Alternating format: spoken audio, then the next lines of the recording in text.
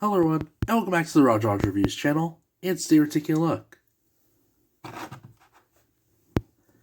at the Star Wars Vintage Collection VC09 Boba Fett. Looking at the front of the card back, you have this really cool artwork with Boba Fett using his flamethrower, and I like the classic look with the card back artwork. It looks really neat. You also get the Empire Strikes Back logo up here, and you also get the figure inside the bubble, along with the accessories. You also get the Kenner logo down here. And on the back, you get this little checklist or a visual look at the other characters within the wave. So here's Boba Fett, Luke Skywalker Crate, Chewbacca, the Death Star Gunner, R2-D2, and a Stormtrooper. And on the top right corner of the card back, you get a number for the figure, and you get a bunch of little warnings here in the back as well.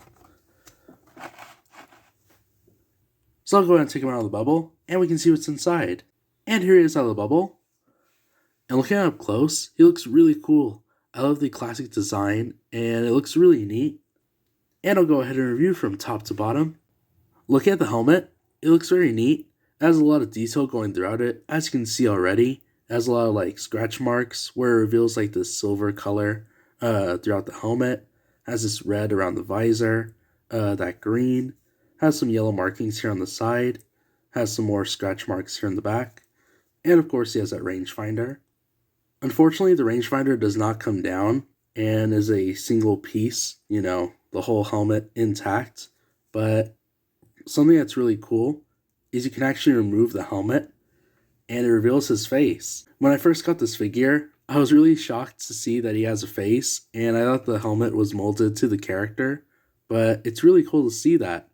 And as you can see, it has this scratch mark here on the side of his cheek. It has a scratch mark around his eye, and he has brown eyebrows, some detail in the eyes and in the mouth. And here's a close-up of the face. It's very interesting, as you can see, and they put a lot of detail into it, which is really cool. And then, of course, he has this white, I don't know what you call that, a head guard or whatever, that goes around him.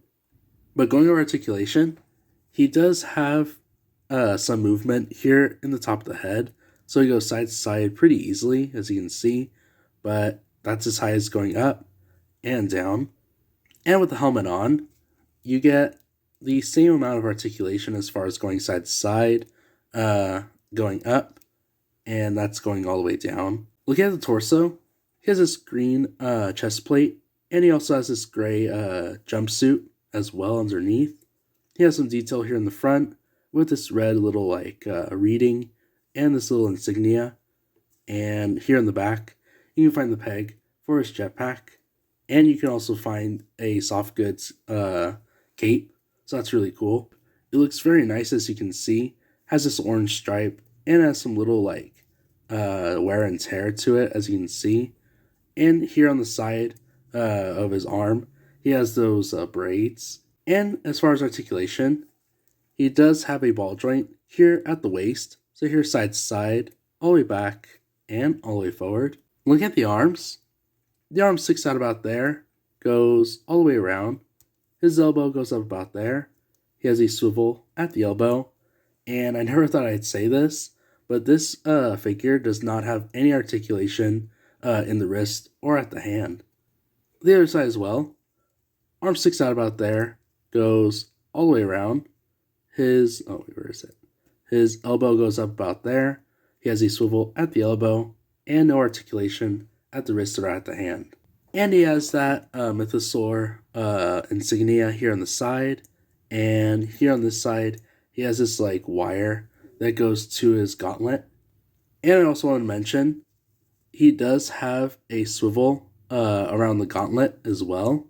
And on this side as well, he does have a swivel, as you can see. Looking at the waist, he has tons of pouches, as you can see. He has this brown leather belt, and it also has a bunch of pouches here in the front. Has these two gray pouches here on the side, and on the back, he has these little clips, as you can see. And right here, he does have a holster for his pistol. Look at the legs. The legs do go out into a sitting position, and they go back about there. Unfortunately, he's not able to go into a split position, and he's not able to have any articulation in the thighs, but he does have a swivel on his knees. And look at the knees. They do bend back about there into a kneeling position. Look at the boots. They do point down about there. And they do point up about there. And there is no rocker ankles, but you do get a swivel on both of his ankles. Look at the accessories. He comes in his jetpack. Look at the jetpack. It looks very nice. It comes in this green color, and there's some red and some yellow going throughout it as well. And here on the back, you can find the peg to put it on his back. To put on the jetpack, usually what I'll do is I'll move the cape to the side just a little bit, and I'll match up the peg, make sure it's firm, and it looks really cool. Up next, he comes with the pistol. Look at the pistol. It looks very interesting. It has some silver going throughout it, and it has this brown for the main body. To put on the pistol, all you have to do is just slide in the grip right here, turn to the trigger finger, and it looks really cool. Or if you're not going to use the pistol, you can slide it right here inside this little like holster, and it's very snug and will not come off.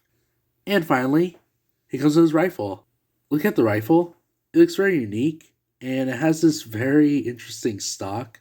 As you can see, it has like this, not even a thumb hold stock, it's like sort of curved, and it has this black for the main body. To put on the rifle, all you want to do is just slide in the grip right here, turn to the trigger finger, and then afterwards you can move it down just like this to give it some support with the extra hand, and it looks really cool. So as an overview of the figure, overall I really like it. I think it's really neat to see the different look and variation of a classic vintage collection character, and you can definitely see that within this figure with the articulation and, you know, the paint job and everything it has to do with it. And of course, this figure goes perfect with the Slave 1, so yeah, it's totally worth it.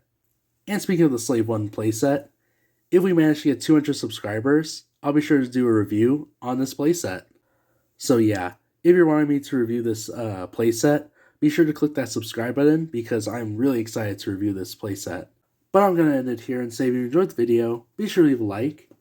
And if you like the content you see here on the channel so far, be sure to subscribe. And be sure to follow me on my Instagram page.